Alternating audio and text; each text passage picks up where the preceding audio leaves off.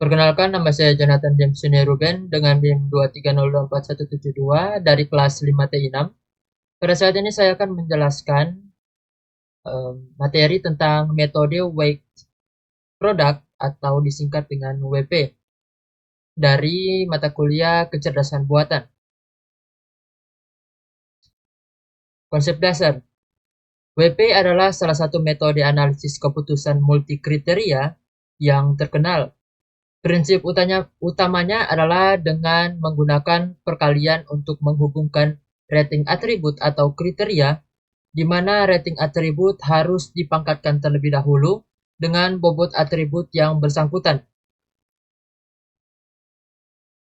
Rumus inti dari metode ini adalah menghitung nilai vektor atau vector value SI untuk setiap alternatif. Ini adalah rumus intinya. Untuk mendapatkan nilai preferensi atau SI, kita menggunakan perkalian dari nilai kriteria XIJ yang dipangkatkan dengan bobot WJ untuk setiap kriteria yang ada. Dengan keterangan, SI adalah nilai preferensi setiap alternatif. XIJ adalah nilai kriteria ke J untuk alternatif ke I. WJ adalah bobot yang telah diperbaiki untuk kriteria ke J. Aturan dari perpangkatan WJ adalah jika kriterianya adalah keuntungan atau benefit, maka nilainya adalah positif. Berbanding sebaliknya, jika kriteria itu adalah biaya atau cost, nilainya adalah negatif. Tahapan proses dari WP. WP memiliki 4 tahapan utama yang sistematis. Tahap pertama, menentukan kriteria, alternatif, dan bobot preferensi. Tahap kedua, melakukan normalisasi bobot kriteria. Tahap ketiga, menentukan nilai vektor atau vector value SI untuk setiap alternatif. Tahap 4, menentukan nilai preferensi atau vektor VI untuk perangkingan. Keputusan ditentukan dengan nilai alternatif atau VI tertinggi. Soal. Kita memiliki soal dengan 3 alternatif dan CI, C2, C3, C4, C5 masing-masingnya. Tujuannya untuk memilih restoran terbaik dari 3 alternatif. Pertama ada restoran Ungke, yaitu R1, kemudian restoran Amin, R2, dan restoran Epi, R3. Kita masuk pada tahap pertama.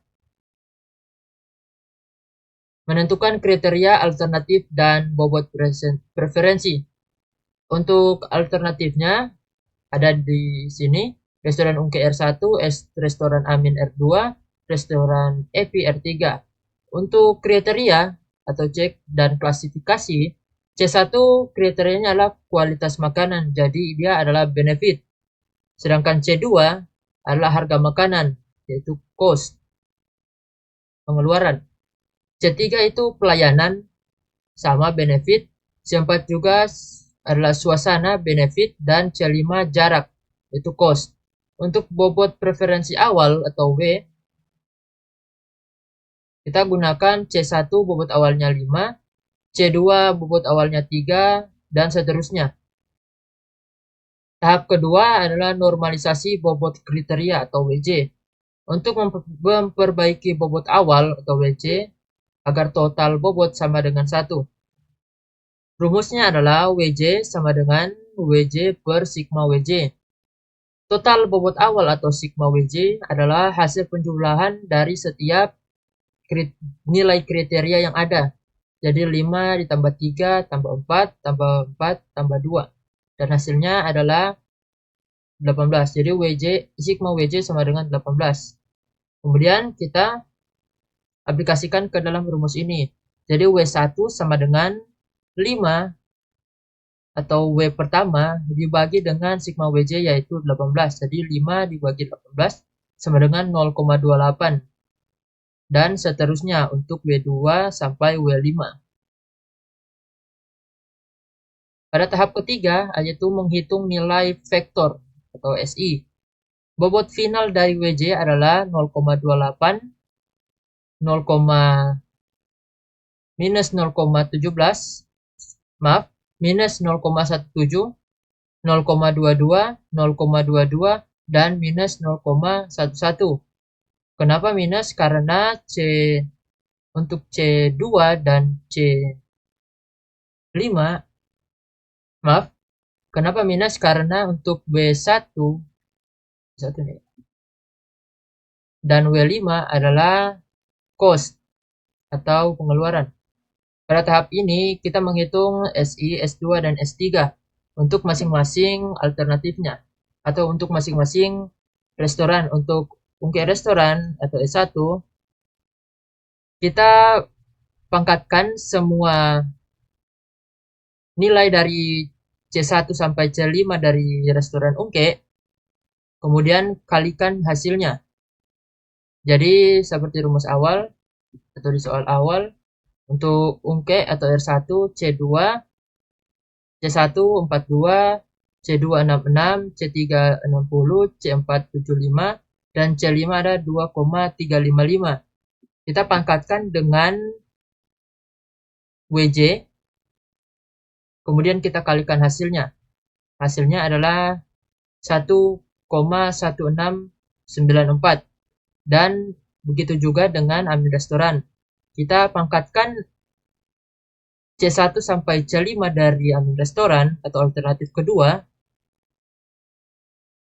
Kemudian kita kalikan tiap hasilnya. Jadi 50 pangkat 0,28 kali 90.000 kali atau maaf 90.000 pangkat minus 0,17 dan seterusnya. Dan hasilnya seperti ini. Untuk tahap terakhir, yaitu menghitung nilai preferensi vektor atau PI atau perangkingan. Dengan rumus VI sama dengan SI per sigma SI. Sigma SI adalah hasil dari sigma SI adalah ini yang dihasilkan dari penjumlahan setiap nilai dari S1, S2, S3, semua S yang ada. Jadi hasil yang sudah kita tambahkan tadi ini kita jumlahkan, kemudian hasilnya menjadi sigma SI. Kemudian kita aplikasikan rumus ini. Jadi untuk ungkit ya dengan nilai 1,1694 kita bahagi dengan jumlah dari penjumlahan SI. Jadi untuk P1 ungkit 1,1694 dibahagi 3,6561. Hasilnya adalah 0,320. Dan seterusnya untuk V2 amin dan V3 epi. Hasil dari perhitungan yang kita lakukan adalah untuk V1 ungkit atau alternatif pertama itu memiliki nilai 0,32.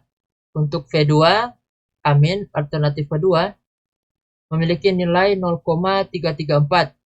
Untuk V3 epi alternatif ketiga memiliki nilai 0,346.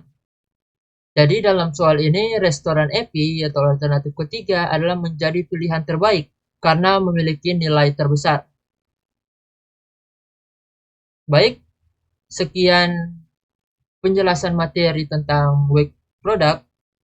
Jika ada kesalahan kata mohon dimaafkan. Terima kasih.